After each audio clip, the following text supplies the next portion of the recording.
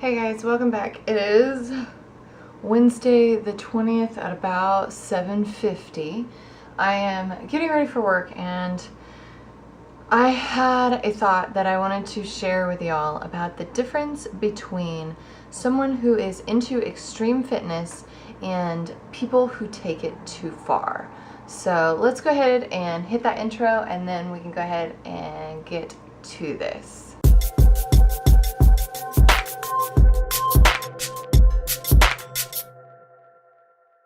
So last night I was up doing my normal thing. I finished up with the gym and got all cleaned up and scrolling through YouTube, and I saw video after video of young ladies discussing as to why they would never do another bikini competition or a fitness competition for that matter, and with some very good and heartfelt reasons as to why they wouldn't.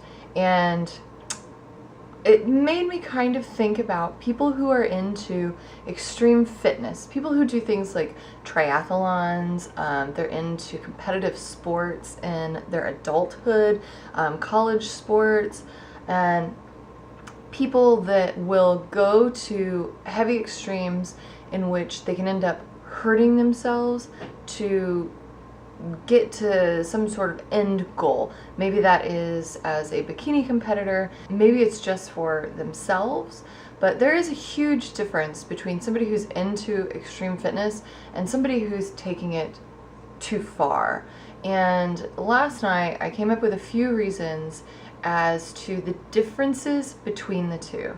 Now, I was into soccer, like, oh my god, I played soccer well into my college years in a competitive league, indoor, 3-on-3.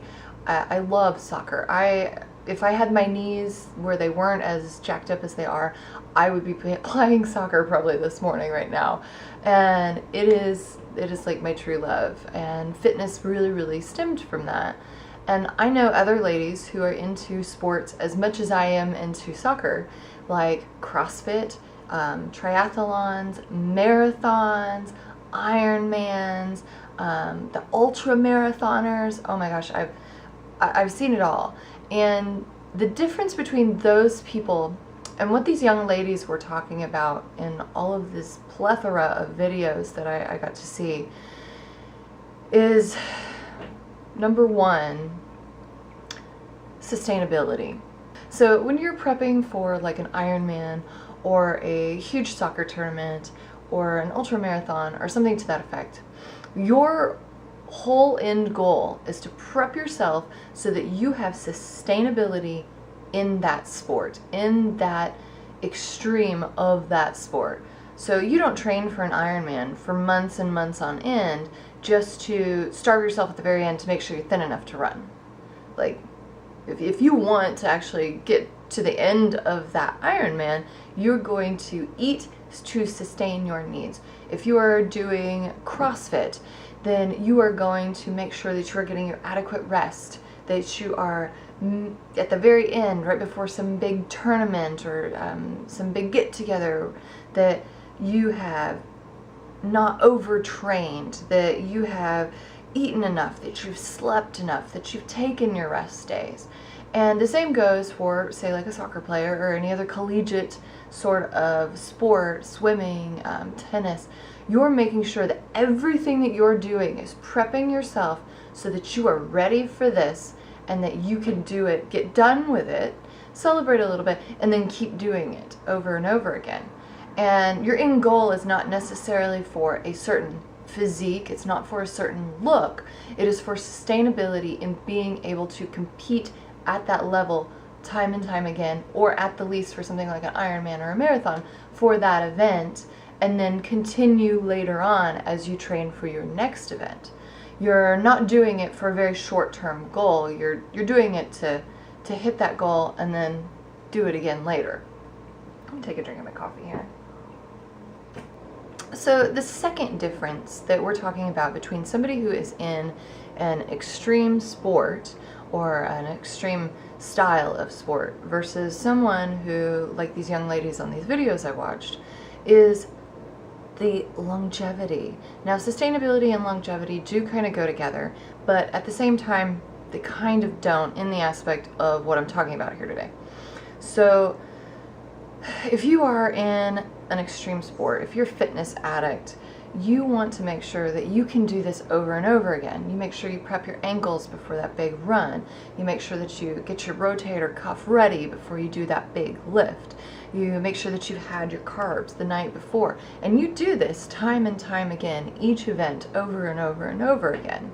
And the ladies that we're talking about doing these bikini competitions, these fitness competitions, their mindset was extremely different. They weren't necessarily worried about longevity in the sport, much less sustainability. They wanted to get super thin and lean and cut for the show. Then they felt like crap when they ate afterwards to celebrate, and they would do just about anything to get back down to that leanness for that show, even if it meant hurting their metabolism, hurting themselves in the gym, punishing themselves with hours of cardio. And it was really, really sad to see that, because you've never seen an elite athlete that has a good mindset about their training do something like that. Elite athletes that, again, with a good mindset on their training, on their food, that have non-disordered, non-dysfunctional ways of doing things, they make sure that everything that they're doing in their life outside of that sport is to prep for that sport, or perhaps another hobby outside of that sport. But all in all, they're making sure that everything gets them to this end goal for this sport. I can remember during soccer season, I would pick classes to make sure that I didn't have to spend a lot of time on homework so that I could be focused on my soccer. And when you're in an extreme sport like that, you do things like that. You make sure that your job, your hours are set the way that you want. You plan your day around going to your training. And these ladies, while they were planning their day around their training, they were also so hyper-focused on it that if they didn't get that last 5 minutes of cardio in, they were like, oh my gosh, I'm a failure. I've never in my life, talking with sports athletes or collegiate athletes or people who are in something like CrossFit or triathlons, when they say, you know, I'm done, I'm spent, I can't do anymore, they mean it. That's it. They're not beating themselves up over not getting that last lift in, over not getting that last quarter mile in. They're spent. That's it. That's all they have energy-wise, and there you go. They want to make sure that they can still do this tomorrow and the day after and the day after and the day after. And if that means they have to cut this short for today, they will. So we've covered sustainability and longevity. So the other one is mindset. When I was watching all of these videos, it was very sad, because there was a theme amongst the ladies that were talking. I did not look at any guys' videos on this, so guys, don't think I'm excluding you here. This is just what I was noticing. These ladies were typically in their 20s, typically very impressionable, very beautiful. They had some body dysmorphia when they were discussing how they felt about their body. It was very, very clear. I'm not a psychologist, but anybody can sit there and listen to somebody talk about their dislike for their body and then this idea of an image that isn't actually true and go, yeah, that's body dysmorphia. And their dysfunctional and disordered eating habits and workout habits. And it was a trend amongst them all. And they all talked about wishing they had a different body type. So we all want what we can't have. That's natural, that's part of human nature. You know, I have short hair, I want long hair. A girl with curly hair wants straight hair. A person who's tall wishes they were a bit shorter. A person who was thin wishes they had a little more meat on their bones. A person who is heavy wishes they were a little thinner. We all want what we can't have. And these ladies were typically on, I'm not going to say short, because I'm tall, I'm 5'9.5", so every person compared to me is pretty much shorter than me. So these ladies were typically on the shorter end of the scale, ranging from about 5'4" to about 5'6", And that's not short, they were just shorter than me. And they typically had a healthy body fat percentage, nothing crazy. I mean, I didn't see any of these ladies who were heavy by far. And they talked about wishing they were more leggy. They had a longer torso. They had these thigh gaps. They were taller. And you could hear it in their voices when they were discussing it. You know, I wish my legs were a little thinner. I wish my midsection was a little leaner. And they're looking at other women, comparing themselves to other women. And this is going to be a bit of a rant on our society and how sad it is here. So we take people who are into extreme fitness, people who do CrossFit, marathons, these fitness competitions, and we use them in adverts, we use them in the covers of magazines, we use them online, but we're forgetting that many times these people have been photoshopped. They're contorted into certain positions to look a certain way. The lighting is absolutely perfect, and many of these women, they don't have abs year round. They don't have, you know, beautiful boulder shoulders year round. They vary in their body fat as the seasons change to go with their training. And these pictures we're seeing of them, including with models, they've been edited and fixed up and lit and changed and contorted to look a certain way. And that might not even be how that person looks in real life. I can sit there and suck in my stomach, lean back a little bit, force my hips out, and I have a beautiful set of abs. Yet when I stand right here, I don't have any abs. And that's part of it.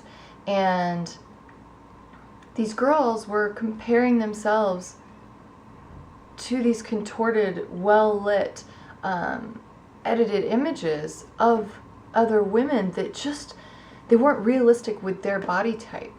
And when we look in the mirror in the morning, we don't need to compare ourselves to somebody else. We need to compare ourselves to us yesterday. When you see an extreme fitness woman, athlete, and they are working out, they're not sitting there comparing themselves to a leggy model. They're comparing themselves to the performance, to their endurance, to how much they can lift, to how well they slept the day before. Man, you know, I could have gotten that if only I had slept a little bit longer, eaten a little bit more, if I trained a little bit harder. They're not sitting there going, gosh, I wish I had that super six-pack that totally would have gotten me that lift today. You know, I wish I could have crossed the ball across the field a little easier. You know, if only I had dieted a little longer. What? Like, that was a huge, huge difference in mindset right there. And these young ladies had such, during the times that they were training for these shows, they had such a sad mindset on their bodies, on their view of themselves. Their feelings of self-worth were very low, and it was heartbreaking to see.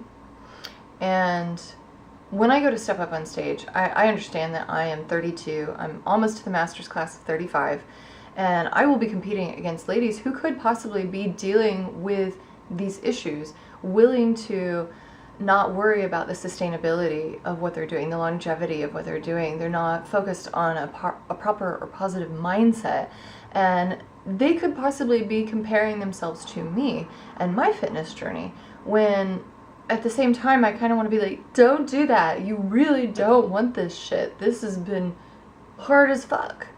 And it is sad to think that in this day and age that we still, as a society, want to not be ourselves. We want to look like somebody else, somebody who is highly edited, highly, you know, liposuctioned, highly contorted, highly lit.